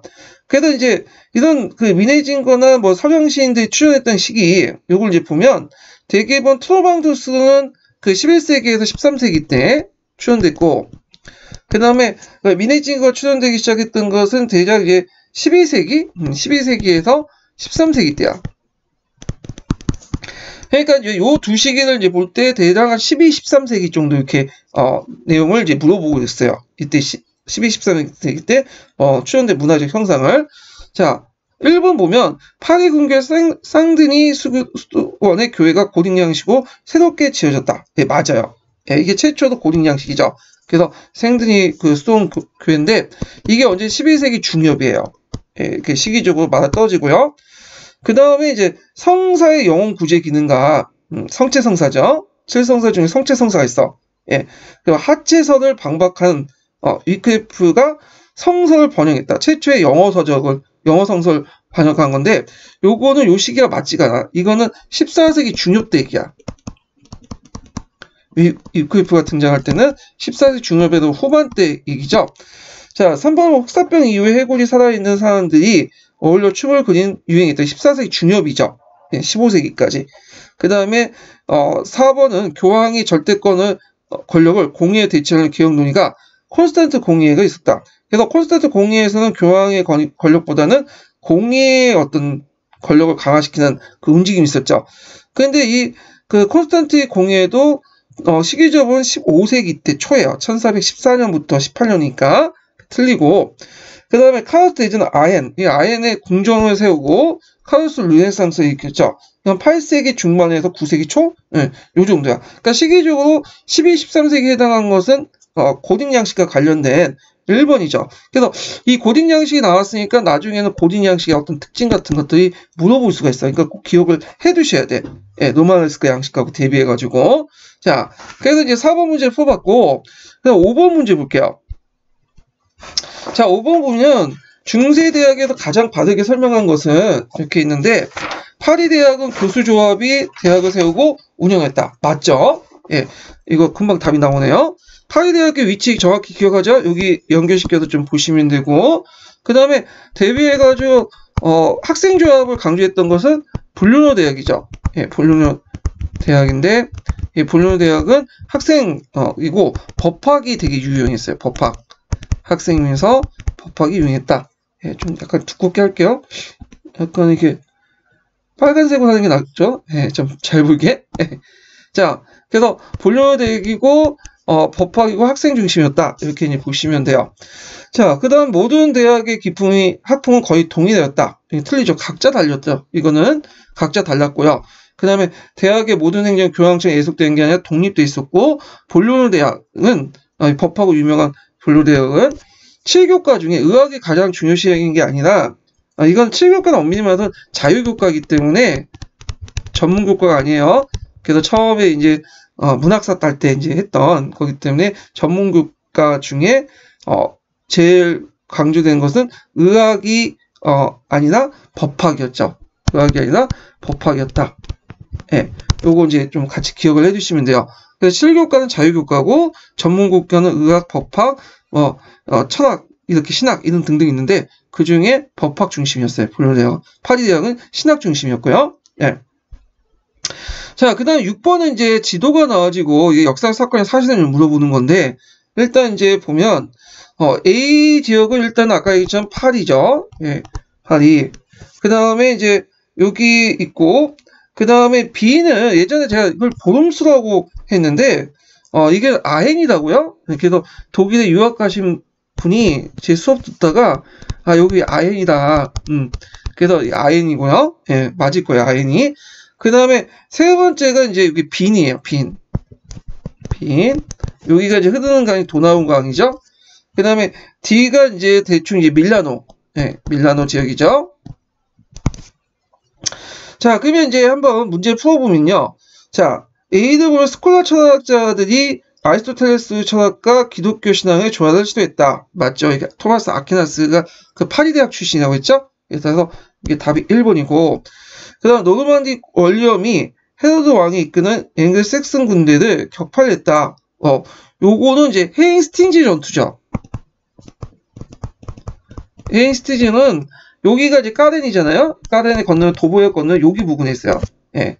그래서 요거는 틀렸고, 그 다음에 루트는 럼블부에 항해해서 항해하여 성당문에 95개조 방방문을 붙였다. 이 비텐베르크 관련된 거니까 틀렸고, 자, 샤르마뉴는 800년 선탈전에서 성로마 제국의 황제로 대관되었다. 이건 로마와 관련된. 그 D는 밀라노니까 이제 아니고요.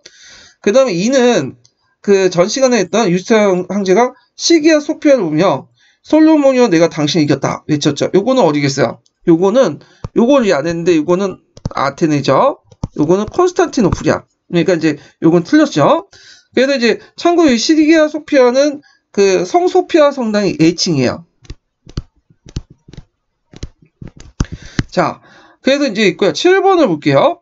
다음 안에 들어간 그 종파의 주장을 두 가지 쓰시오. 이렇게 있거든요. 자, 요즘에 뭐 신천지 2단 되게 말이 많잖아요. 예, 그래서 요것도 중세시대 때 이단이었어요. 뭐였냐? 카타리파 관련된 내용이에요. 그래서 12세기 때 그 당시 교회가 부패하고 성직매매나 그런 것들이 행해지고 그리고 성직자 결혼을 행해지니까 반대해서 기성교회 반대해갖고 남프랑스 일대에 이단들이 형성됐죠. 그래서 이제 이 이단 중에 하나가 카톨릭파고요. 그리고 그 카톨릭파 중심지가 프랑스 알비시기 때문에 알비파라고 또 해요.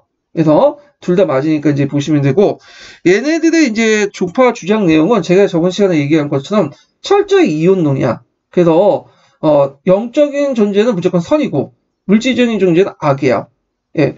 그래서 육체의 속박에 벗어나 정신을 구원하고, 그 다음에 성직자를 이제 제도를 비판하면서 성사를 비판하죠. 칠성사 제도를. 하체도를 부정하고요. 그 다음에 예수님을 하나님 사자로 인식하고, 그 예수님은 인간으로 태어난 것이 아니라 인간의 모습을 띠고 있을 뿐이다. 이렇게 이제 주장을 하고 있어요. 이 부분에 대해서는 대충 이해가 되는데 제가 말로 설명을 못 드리겠어요. 제가 이 교리 연구하는 사람도 아니기 때문에. 그래서 일단은, 이렇게 있고, 그거는 이제 뭐하고 다르죠? 예수님이 인성과 신성을 동시에 가지고 있었다는 기존의 뭐냐면 교리하고 대치되는 거야. 예. 그래서 예수님은, 인간 태어난 것이 아니라 인간의 모습을 띠고 있다는 것은 아마 인간은 이제 육체로 구성되어 있으니까 악적인 존재이잖아요. 그러니까 예수님이 악한 모습으로 인간의 육체를 통해서 악한 모습으로 나타난 것이 아니라 단순히 인간의 어떤 육체는 악하지만 실제로 예수님은 인간의 육체와 비슷한 존재로 태어나고 이건 육체가 아니라 뭐 다른 존재일 것이다. 뭐 이런 식의 설명인 것 같아. 제 생각에는. 그 다음에 결혼을 제도를 부정하고 육식금지, 그다음 사제 금욕생활, 교회 조직 부정 등등.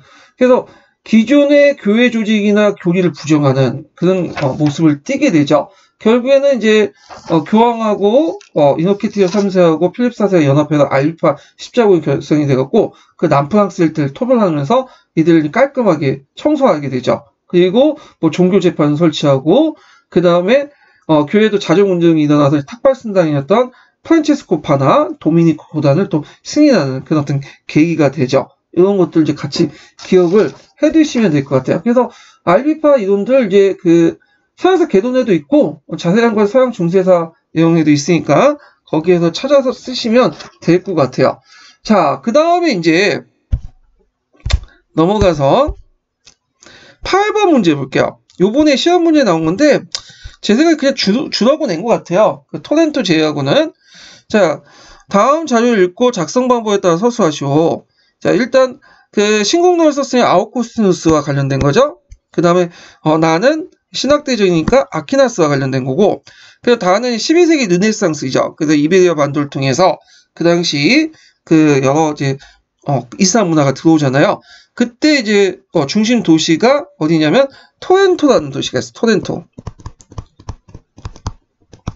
예, 요게서 이제 도시의 이름이 토렌토인데, 요거 뭐 서양사 중세사에서 있고 서계도 있더라고요. 예, 그래서 일단 토렌토를 중심으로 해갖고 여기 건너와서 문화가 들어왔다. 특히 이제 그리스 철학 중에 무슨 철학이 도입됐냐면 아리스토텔레스 철학이 들어왔어. 아리스토텔레스 철학. 그래서 예전엔 플라톤 철학을 이해했던 플라톤 철학을 바탕 교부 철학을 가지고 신앙 체계를 이해했는데, 신과 인간의 관계를 이해했는데, 갑자기 인간의 이성을 강조, 개별을 강조, 아리스토텔레스 철학이 들어오니까 혼란이 일어나죠. 그 과정에서 보편 논쟁이 일어났고, 토마스 아퀴나스가 뭐냐면 이성과 신앙의 조화를 주장하면서 이렇게 이제 마무리했죠. 예. 자, 일단 윗줄진 기획의 도시 이름은 토렌토 이렇게 쓰시면 되고, 토렌토는 이제 그 학문의 중심지도 하지만 여기가 제철 공업이 상당히 발달됐어. 강철 공업이. 나중에 스페인 강철하면 토렌토 강철이 되게 유명하거든요. 자, 그냥 지도를 참고 밑줄진 디귿의 도시니까 요걸 얘기한 거고, 기획의 이름은 여기 토마스 아퀴나스와 관련된 내용이니까 쓰시면 되고요. 요번에 일반사에서도 토마스 아퀴나스 나왔더라고요. 자, 그 다음에 밑줄진 기획의 사상을 가하 내용과 비교해 쓰시오. 그러니까 토마스 아퀴나스하고 아우구스티누스와 비교해 쓰라는데, 요거는 이제 최종자 말 들어보니까 그냥 토마스 아퀴나스 중심만 써도 다 맞게 해줬다고. 신앙과 이성의 조화, 요게 핵심 키워드고, 그 다음에 이제 그 아우구스티누스는 인간의 의지가 신의 의지에 예속됐다. 뭐 이렇게 써도 된다고 하지만 뭐 여기보다는 이건 안 써도 되고, 토마스 아퀴나스는 뭐 아우구스티누스보다 신앙과 이성의 조화를 강조했다. 뭐 이런 말만 써도 된대요. 예. 자, 그다음 나에 영향을 미치신 니은의 내용을 쓰시오. 이 니은의 그리스 철학은 아리스토텔레스 철학의 영향을 받았다. 이렇게 쓰시면 되는데, 뭐 아리스토텔레스 철학뿐만 아니라 플라톤 철학의 영향을 받았다 하면 다 뭐냐면 그렇다고 하더라고요. 그래서 플라톤 철학은 쓰지 마시고 아리스토텔레스 철학의 영향을 받았다 이렇게 쓰시면 돼요.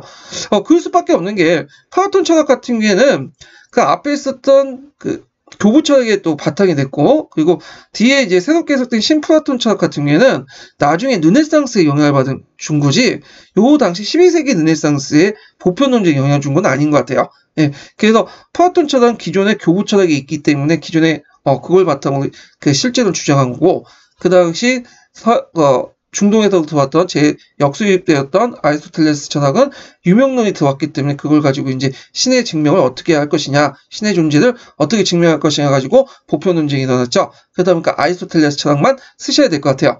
자, 그래서 이제 한번 풀어봤고요. 중세범 들어가기 전에 인증번호를 또 알려드려야 돼. 인증번호를. 자, 인증번호는 서포트 주산들에게 이제 그 추석 대체로 이렇게 알려드리는 거거든요. 예, 인증번호를 이렇게 정확히 써야 되겠다. 예, 보이시죠? 15번. 15번. 예. 자, 그래서 두 개 지금 1편 알려드렸고, 이번에 두 번째 파일에 대해서도 알려줬어요. 동영상에서도 두 개의 인증번호를 저한테 요번 주 일요일까지 저한테 보내주셔야 돼요. 그래서 출석 인정을 받을 수 있어요. 자, 그러면 이제 중세법과 관련된 내용을 볼게요. 자, 일단 이 중세법은 뭐와 뭘 비교를 했냐면, 로마법하고 그 게르만법을 이제 비교를 했어. 그래서 이 09년 기출문제인데요. 자, 문제 난이도가 그렇게 쉬운 문제는 아니에요. 일단 좀 서양 중세사에 관련돼서 냈던 문제이기 때문에 좀 어려운 문제야. 그래서 가에 들어갈 것은 로마법이고, 일단 그 다음에 로마법에 대한 설명이 쭉 있고, 이 로마법은 자연법하고 뭐 만민법이 있다 이렇게 있고요. 그 다음에 나에 들어갈 것은 게르만의 부족법이야. 게르만의 부족법. 그래서 게르만의 부족법은 조약하고 미약한 것이긴 하지만 높이 평가할 만도 있다 하면서, 그 법이라는 건 단순히 위로부터 강제된 것이 아니라 공동체 구성원들이 삶 속에서 자연스럽게 발생한 간섭법적 성격을 갖고 있다는 거죠. 자, 그래서 이제 이 내용들인데, 그럼 한번 이제 문제 풀어볼게요. 가해에 의하면 피해자나 그의 가족이 가해자를 처벌하려고 할 때 그를 법정화되어야 할 의무가 있다. 이걸 이제 좀 어려운 말로 뭐라고 하냐면 준사형주의예요. 네, 지금은 국가에서 모든 걸 다 해주죠. 뭐 잡아서 그 다음 조사하고 기소하고 재판까지 다 하는데 공권력이 다 개입돼 있잖아요. 근데 그게 아니라 되게 이제 그 당시에는 그 로마법이죠. 이 로마법에서는 되게 그 민법 같은 경우에는 모르겠는데, 그 공법, 그러니까 형법상 국가의 반란을 제외하고는 개인 간의 어떤 범죄 행위는 범인을 잡아오는 것은 누가 하냐면 국가가 안 해요. 누가 잡으면 개인이에요. 피해자가 와야 돼. 피해자가 가해자를 잡아다가 법정에 세워야지만 국가가 재판을 하고 집어넣어 처벌을 해주는 거야. 예. 그래서 이렇게 체포까지 해서 그 재판까지 세우는 거, 이건 개인이 하기 때문에 이게 이제 국가의 공권력 반, 개인의 어떤 반, 그래가지고 이걸 준사형주의, 만약에 국가가 대행하는 게 아니라 어떤 사적인 어떤 그 개인적인 어떤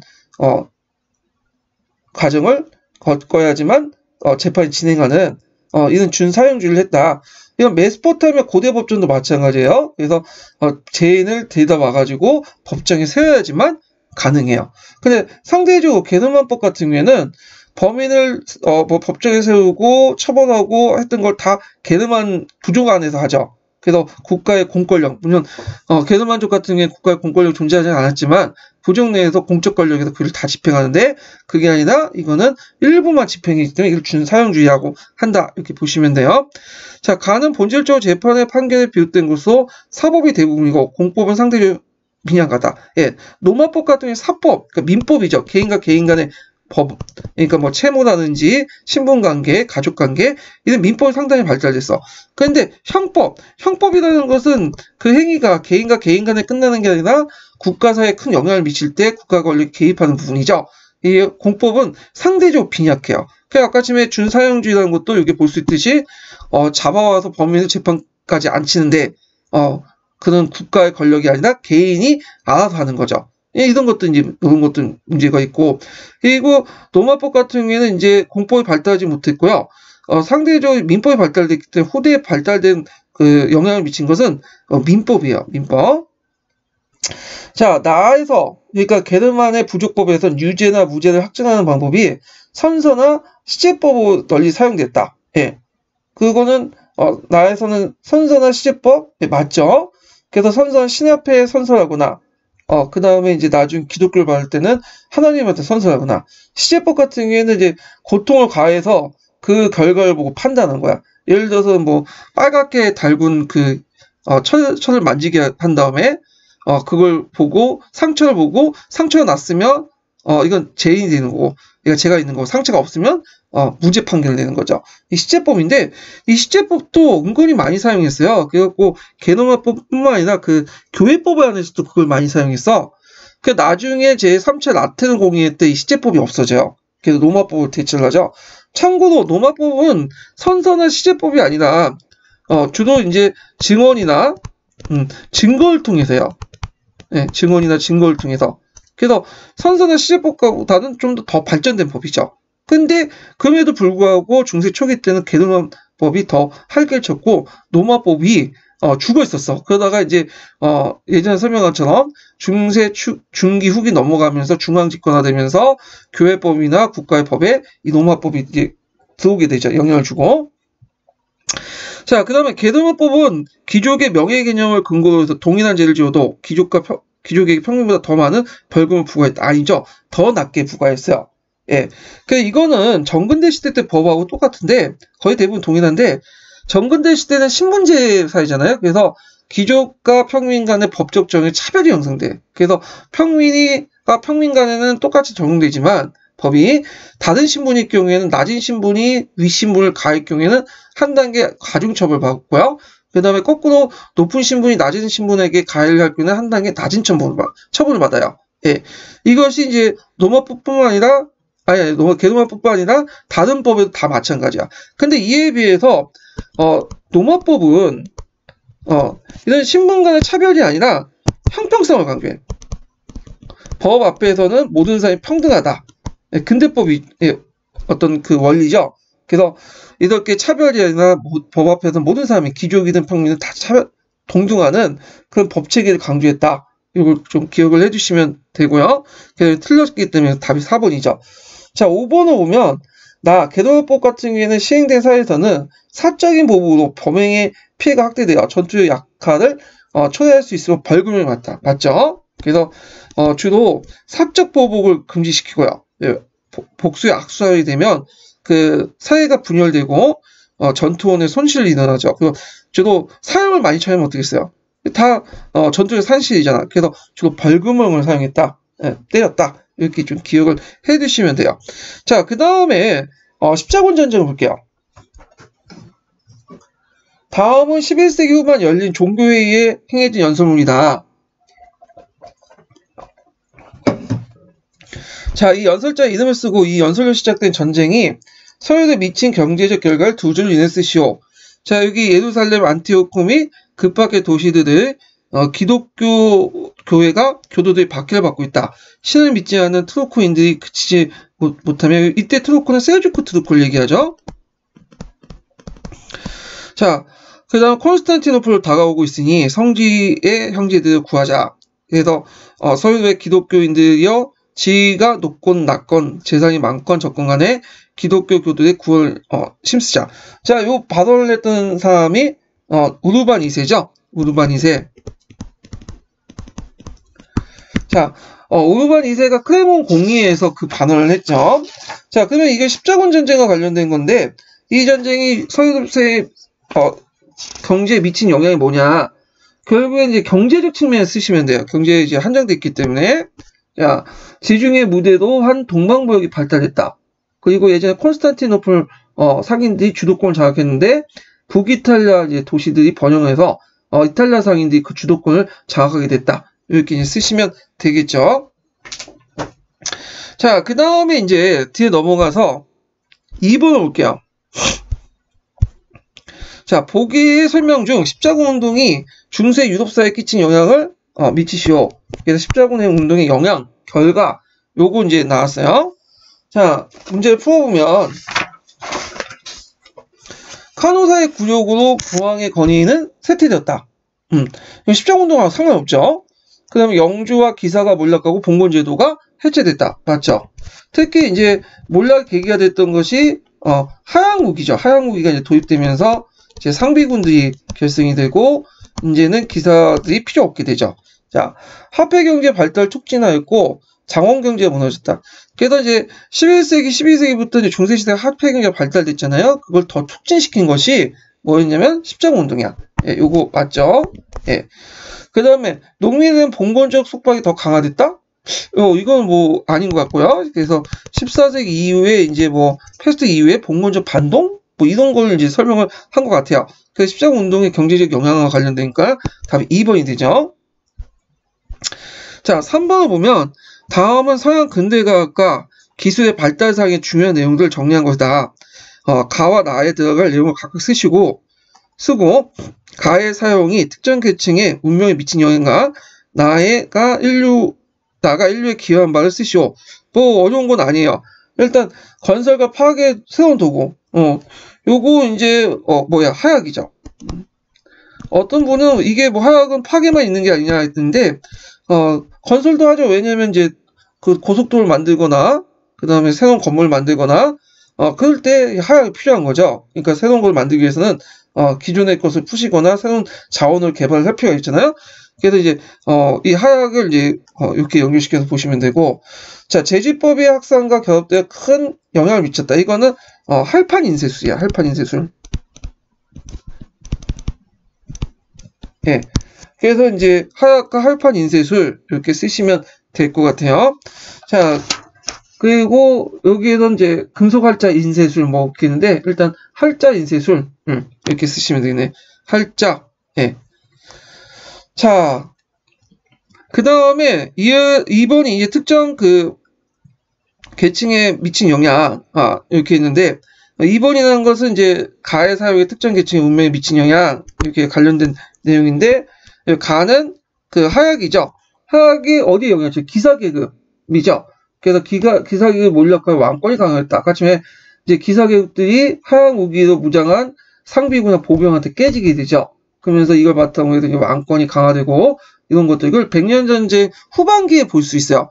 후반기에 보면 이제 프랑스가 상비군을 강화시켜서 하약 무기로 무장된 이제 상비군을 바탕으로 해서 그 당시 영국군을 깨잖아요. 예.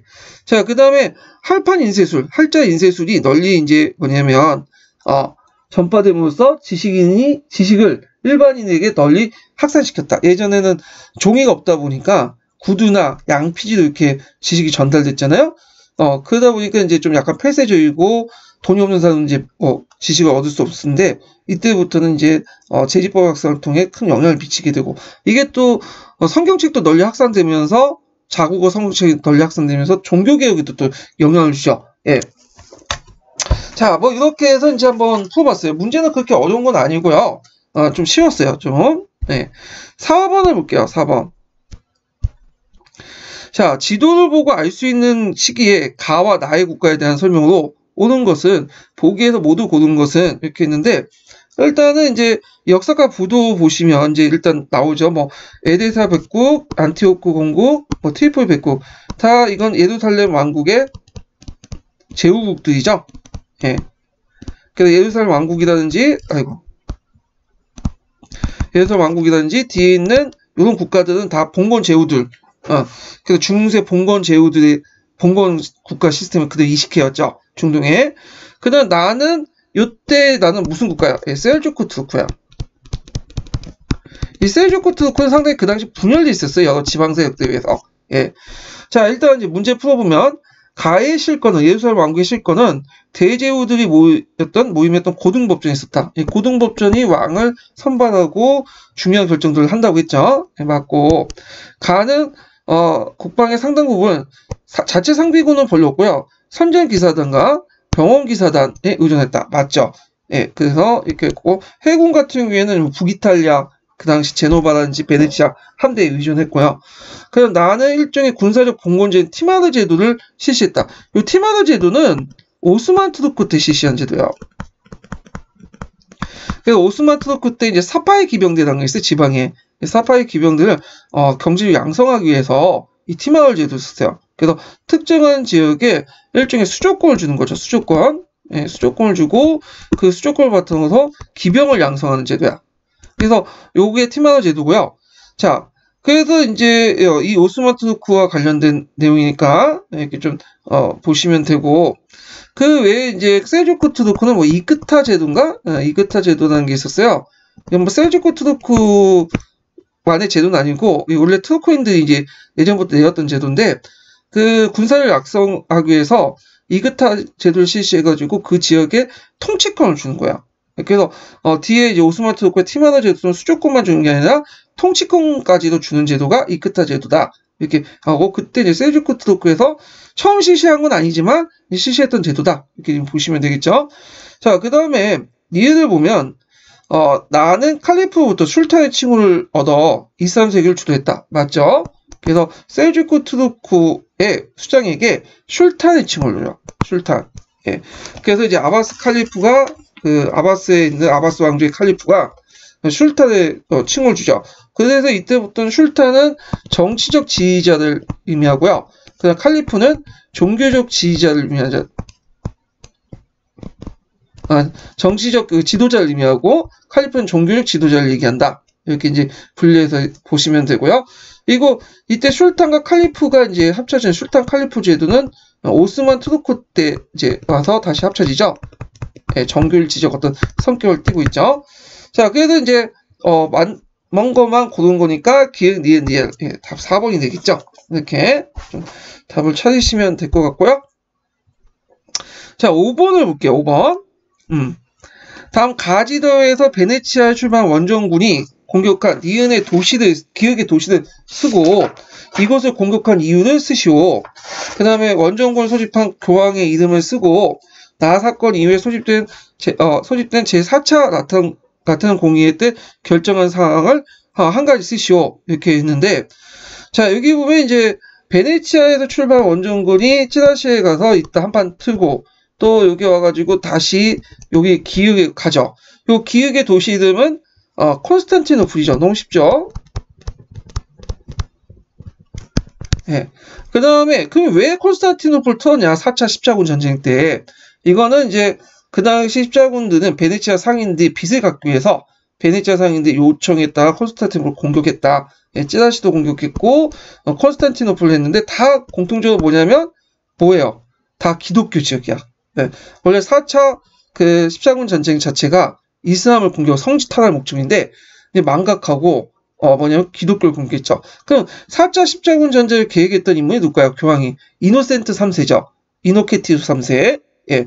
그래도 이제 이노케티우스 3세가 그 소식을 듣고 그 콘스탄티노플을 털고 여기 라틴 제국을 더 세웠다는 소식을 듣고 처음에 분노했어. 파문을 쳐하죠. 십자군에게. 그쵸, 나중에 철회를 하죠. 예. 가만히 생각해 보니까 자기가 콘스탄티노플을 먹었으니까 서유군이 자기도 이제 뭐냐면 동방교회를 장악할 수 있잖아요. 예. 나쁠 건 없잖아요. 자, 그리고 나 사건 이후에 소집된 제4차 공의회 때, 제가 아까 제3차 공의회 때도 잘못 얘기했는데, 시제법에 얘기할 때 4차 나트륨 공의회예요. 예. 제4차 나트륨 공의회 때 결정된 사항은 뭐냐. 자, 요걸 이해하려면 그때 왜 4차 나트륨 공의회를 소집했는가를 봐야 돼.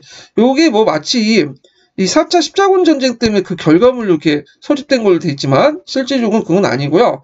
요건 그냥 시기상 그 관련된 내용만 얘기한 거고, 나 사건 이후니까, 실제적으로 배경을 보면 그 당시 이단하고 관련돼 있어요. 그래서 이제 그 당시 남프랑스 일대에 뭐가 유행했다고 했죠? 알비파. 이단들이 유행했다고 했죠? 그래서 그걸 대응하는 차원에서 뭐냐면, 이 제4차 나트륨 공해를 수집한 거죠. 그래서 그 공해 결정 사항들이 예전에 시험 문제 나왔는데요. 일단은 그 알비파드이 주장했던 내용을 다 깠다고 보시면 돼요. 성체성사에서 하체소를 공인하고, 카톨릭 교도는 1년에 한 번 정도 보혜성사를 해야 되고, 사제는 시제에 의한 판결에 참여를 금지하고 시제법을 이제 금지시켰어요. 그러니까 아까 얘기했지만 그 시제법 자체가 교회법에서 적용되는데 요걸 이제 금지시켰죠. 시제법 자체를. 그래서 아까 제가 제3차 나트륨 공해도 잘못만 한 것 같은데 제4차 나트륨 공해예요. 자, 하여튼 있고, 그 다음에 성당 참사회가 3개월 내에 주교를 선출하지 못하면 대주교가 개입해서 새로운 주교를 선출해야 된다. 그리고 또 거기에 모든 대주교에서 1년에 한 번씩 주교회를 내서 배교자들, 그러니까 이제 일단 이단들이죠. 이단들을 색출할 수 있는 권한이 있다. 그래서 이제 이거는 이제 알비파를 이제 겨냥한 거라는 걸 볼 수 있죠. 그 다음에 알비파들이 비판한 게 뭐냐면 얘네들 부정부패 빠졌고 더럽다. 그래서 원래 하나님의 삶, 예수님의 삶과 멀어졌다. 그러니까 이제 안 되겠다. 도덕성을 강화시켜야겠다고 해서 사제의 그 도덕적 생활을 규정하는 그 내용들 이제 있죠. 그래서 나트륨 공해 결정 내용들 좀 기억을 해두시고, 이거는 알비파와 이제 대응하는 과정에서 나온 거다. 이렇게 좀 같이 기억을 해두시면 될 것 같아요. 자, 그 다음에 중세 경제 발전 내용을 이제 보면요. 잠깐만요.